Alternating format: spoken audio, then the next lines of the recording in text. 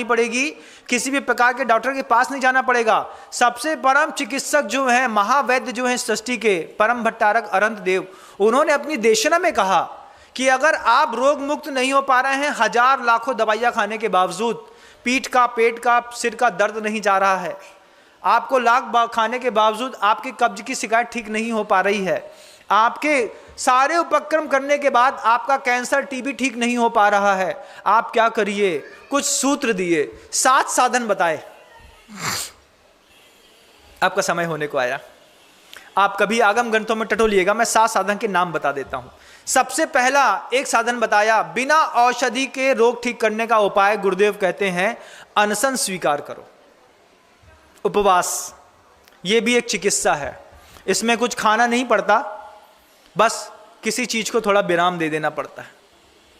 इससे क्या होता है, जब आप उपवास करते हैं तब आपके अंदर का पूरा जितना फैट है, जितना कार्बोहाइड्रेट है, जितना प्रोटीन्स एक्स्ट्रा जमा हुआ है, ये उपवास के दिन रिलीज होकर के एनर्जी में डाइवर्ट हो जाता है। और जब आपके अंदर की कार्बोहाइड्रेट, आपके अंदर का प्रोटीन, आपके अंदर का फैट रिलीज होता है और एनर्जी में डेवलपमेंट होता है, तो उस एनर्जी में बदलने के कारण आपके अंदर के रोग भी धीरे धीरे नष्ट होते चले जाते हैं। एक चिकित्सा रोग की उपवास भी है। महाराज बहुत चेस्ट पेन रहता है, हाथ में दर्द रहता है, सर्वाइकल की प्रॉब्लम है, बहुत ज़्यादा गर्दन दर्द हो रही है, बैठ नहीं पा रहे हैं, उसका भी उपाय है। गुरुदेव कहते हैं उसके लिए अवमौदर्य स्वीकार करिए, आधा पेट खाना खाने की आदत डाल लीजिए, आपकी पूरी फिजिक का सर्वाइकल अपने आप ठीक हो जाएगा। आधा पेट सहन नहीं होता महाराज जी, तो फिर दर्द होगी। जब आपको पता चले कि 40 की उम्र के बाद आपकी फिजिक में वायु विकार बहुत ज़्यादा बढ़ने लगा है, जब आपको बहुत ज़्यादा गैस्ट्रिक प्रॉब्लम रहती है, हार्ट स्ट्रोक लगता है, आपके हाथ में, दाएं बाएं हाथ में दर्द रहता है, आपकी जांघ मूवमेंट लेना बंद कर दिया है, उसके लिए गुरुदेव ने कहा क्या करें हम?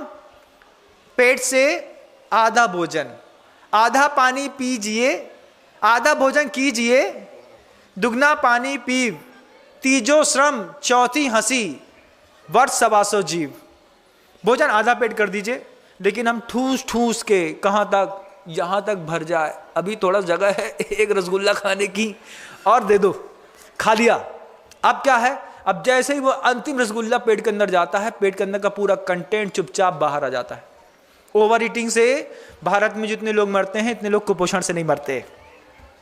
गुरुदेव कहते हैं अगर आपको बिना औषधि की चिकित्सा स्वीकार करनी है तो आप अनशन ले लीजिए, आप अवमोदर ले लीजिए, उसके बाद भी अगर रोग ठीक ना हो तो आपका दिमाग खराब है, उसके लिए प्रायश्चित करिए।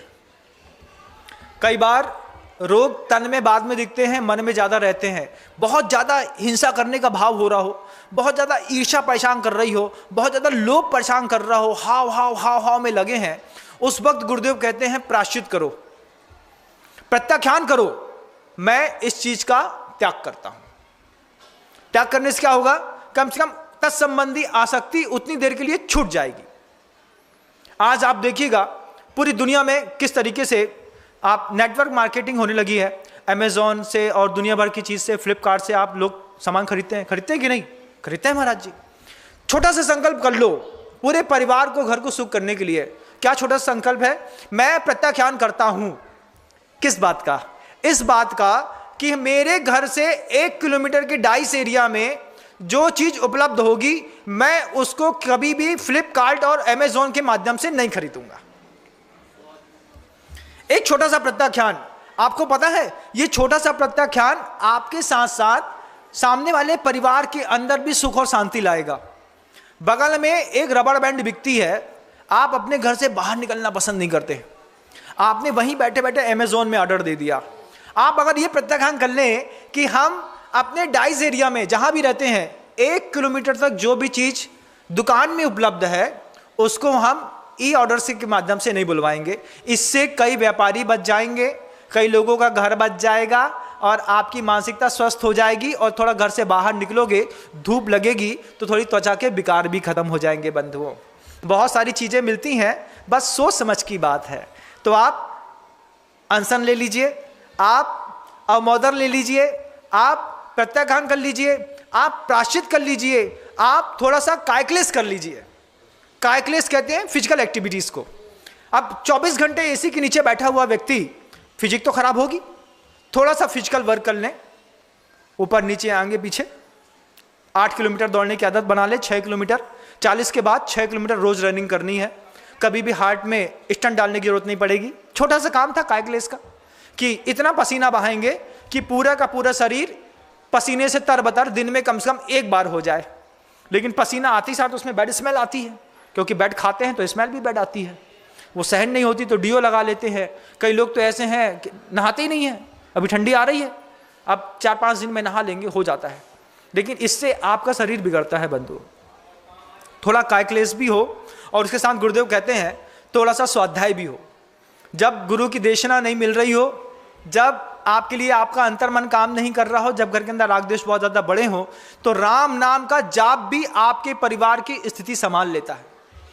सामूहिक मंत्र जाप का नियम ले लो कि हम स्वाध्याय नहीं कर पाएंगे, कोई बात नहीं, हम घर के प्रत्येक सदस्य बैठ करके कमरे के अंदर सबका बैठना 7 बजे 8 बजे अनिवार्य है। और बड़े बाबा के नाम की 3 माला का नियम ले लो।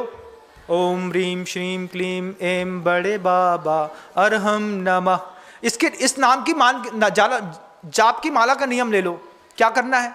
मुश्किल से 12 मिनट लगने हैं 3 माला फेरने का, लेकिन एकता को ताकत मिल जाएगी।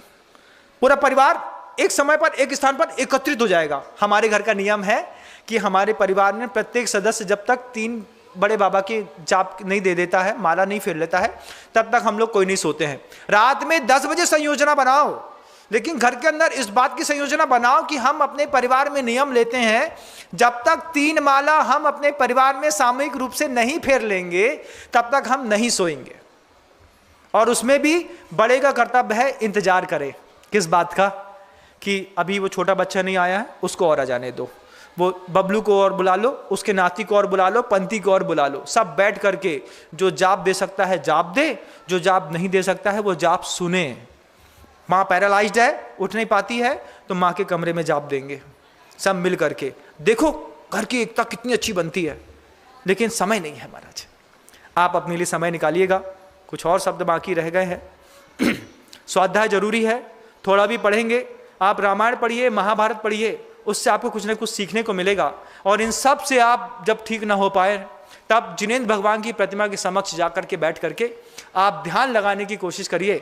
अपने अंतर्मन से पूछिए कि मेरी चेतना को कष्ट क्या कोई वस्तु दे रही है कि मेरी मन स्थिति दे रही है। जब आप